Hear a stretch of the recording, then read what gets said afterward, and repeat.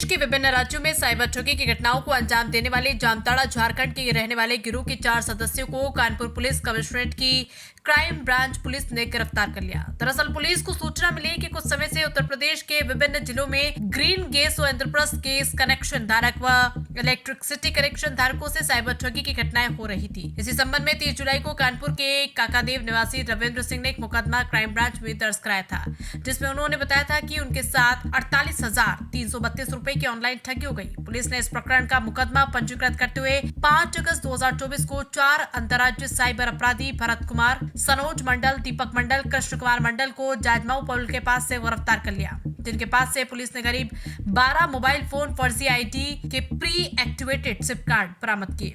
इस पूरी घटना का खुलासा करते हुए डीसीपी क्राइम आशीष श्रीवास्तव ने बताया कि पकड़े गए सभी आरोपी मूल रूप से देवघर एवं जामताड़ा झारखंड के रहने वाले और ये बड़ी सटीक तरीके से साइबर अपराध करते थे। डीसीपी ने बताया कि ये सभी लोग देश स्तर पर विभिन्न प्रदेशों में रहने वाले आम लोग, जिन लोगों ने ग्रीन गैस, इंद्रप्रस्थ गैस एवं इलेक्ट्रिसिटी कनेक्शन ले रखे, उनके मोबाइल नंबर पर व्हाट्सएप मैसेज के माध्यम से विशेष रूप से बनाई गई एपीके फाइल को भेजकर उनसे संबंधित महत्वपूर्ण डेटा प्राप्त करके उनके बैंक खातों से ऑनलाइन बैंकिंग तथा पेमेंट वॉलेट ऐप के माध्यम से उनके सारे रुपए धोखाधड़ी करके निकाल लिया करते थे। कानपुर से विशाल सैनी की रिपोर्ट। सर, जामताड़ा से संबंधित एक गिरोह पकड़ा गया है, क्या है?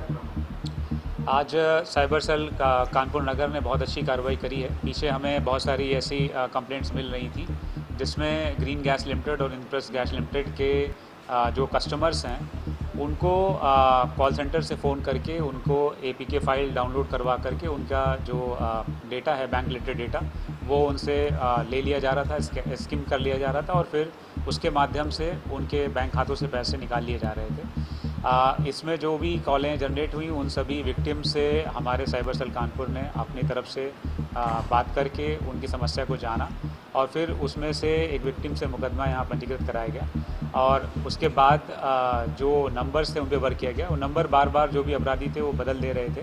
फिर उसमें जो उनका IMEI नंबर है उसके ऊपर काम किया गया। इसमें काफ़ी टेक्निकल वर्क हुआ और उसके बाद हम जो मुख्य कॉल सेंटर है जिसमें ये 4 अपराधी थे जो वहाँ से बैठ करके ग्रीन गैस लिमिटेड या IGL के डेटा को यूज़ कर रहे थे, तो उनको हम पकड़ने में कामयाब रहे। ये इस तरीके का पूरे प्रदेश में पहला काम है। इसके लिए पूरी टीम को 25,000 रुपये का इनाम भी दिया गया है। ये हमारे द्वारा सुओ मोटो किया गया सेकंड वर्क है, जहाँ पे हॉटस्पॉट्स के ऊपर हम लोगों ने वर्क किया। आगे भी धीरे धीरे करके हम इस तरह के साइबर अपराधियों को अनर्थ करेंगे और उनको जेल भेजेंगे। इनसे अभी जो इनके द्वारा फ़ोन और सिम कार्ड्स इस्तेमाल किए जा रहे थे वो बरामद हुए हैं और इनके जो बैंक अकाउंट्स हैं उनको फ्रीज किए। सर, ये लोग किस तरीके से लोगों को जा सकते हैं? इनका चूँकि जो दोनों IGL और GGL हैं, इनका अपना कोई बिल पेमेंट का ऐप नहीं है। इनके साइट पे जाकर के बिल पेमेंट होता है।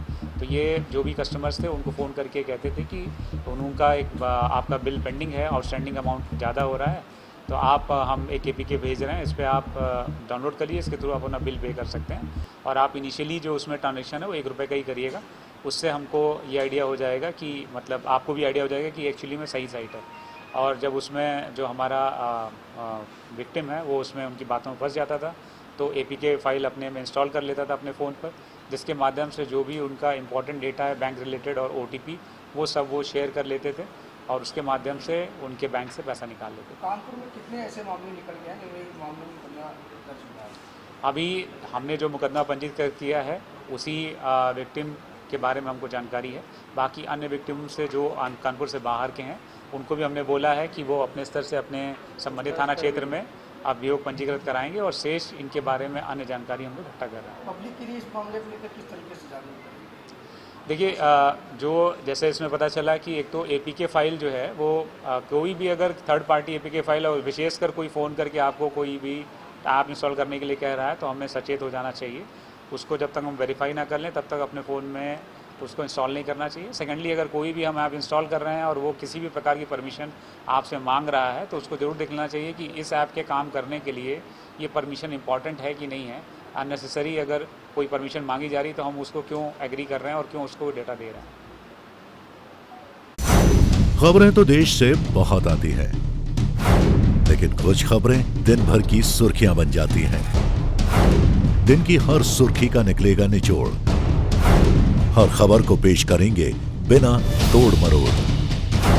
NTV टाइम, जनता की बात जनता के साथ।